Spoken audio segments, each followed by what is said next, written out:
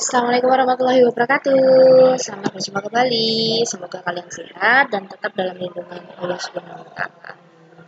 Nah, ini saya lanjutkan dari materi yang kelima kemarin untuk praktikum akuntansi lembaga atau instansi pemerintah.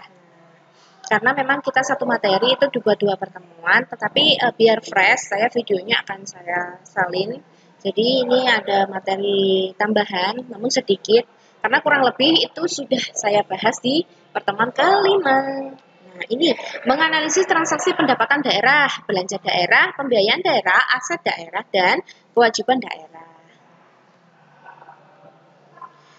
Menganalisis transaksi pendapatan daerah, belanja daerah, pembiayaan daerah, aset daerah, dan kewajiban daerah atau ekuitas dana daerah. Yang kedua, untuk target pencapaiannya adalah menyimpulkan transaksi pendapatan daerah, belanja daerah, pembiayaan daerah, aset daerah, dan kewajiban daerah. Yang ketiga, saya harap kalian bisa mengumpulkan transaksi pendapatan daerah, belanja daerah, pembiayaan daerah, aset daerah, dan kewajiban daerah. Terus selanjutnya menentukan transaksi pendapatan daerah. Nah, menghitung transaksi pendapatan daerah, lalu melakukan transaksi pendapatan daerah.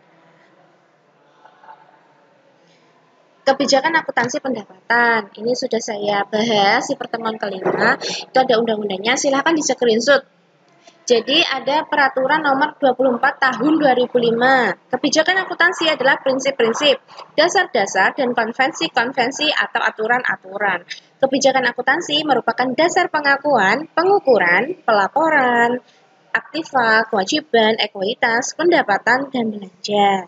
Tujuan kebijakan akuntansi adalah mengatur, menyusun, dan penyajian laporan keuangan pemerintah daerah untuk tujuan umum dalam rangka meningkatkan keterbandingan laporan keuangan terhadap anggaran antar periode. Yang selanjutnya, neraca menggambarkan posisi keuangan serta ekuitas pelaporan mengenai aset, kewajiban, dan ekuitas pada tanggal tertentu. Klasifikasinya, setiap entitas pelaporan mengklasifikasikan asetnya dalam aset lancar dan non-lancar, serta mengklasifikasikan kewajiban menjadi kewajiban jangka pendek dan kewajiban jangka panjang dalam neraca. Jadi aset ada dua, aset lancar dan non lancar. Aset lancar itu seperti apa? Nah, aset lancar itu yang bisa sewaktu-waktu tanpa menunggu untuk bisa dimodalkan atau didapatkan sebagai pendapatan. Kalau non lancar itu seperti kayak building atau tanah. Nah, itu bisa jadi aset tetap dan tidak tetap. 2. Laporan realisasi anggaran. Laporan realisasi anggaran menyajikan ikhtiar sumber, alokasi, dan pemakaian sumber daya ekonomi yang dikelola oleh pemerintah pusat atau daerah. Nah, ini pos-posnya sebagai berikut. Ada pendapatan, belanja, transfer, dan surplus atau defisit. Nomor 3, laporan arus kas. Laporan arus kas menyajikan informasi kas hubungan dengan aktivitas operasional, investasi, aset non-keuangan, pembiayaan, dan transaksi non-anggaran yang menggambarkan saldo awal. Itu adalah laporan arus kas. Nah, berikut masing-masing didefinisikan sebagai berikut. A. Penerimaan kas adalah semua aliran kas yang masuk ke bendahara umum, negara, atau daerah. B. Pengeluaran kas adalah semua aliran kas yang keluar dari bendahara umum atau bendahara daerah. Catatan atas laporan keuangan. Catatan atas laporan keuangan meliputi penjelasan naratif atau rincian dari angka yang tertera dalam laporan realisasi, anggaran, neraca, laporan arus kas, dan yang lainnya.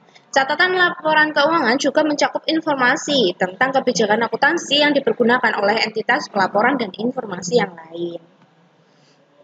Nah, dari beberapa materi yang kemarin saya sampaikan di materi kelima itu sudah sangat jelas. Bahkan itu sudah saya cangkupkan untuk KD 3 atau pelaporan daerah ini. Jadi saya harap nanti jika pertemuan yang selanjutnya atau pertemuan kita bisa dikasih kesempatan untuk pertemuan luring, maka saya akan menggambarkan atau mencontohkan bagaimana 1 sampai 3 KD ini. Jadi terima kasih atas kerjasamanya selama ini. Tetap semangat, tetap sehat, dan jaga protokol kesehatan.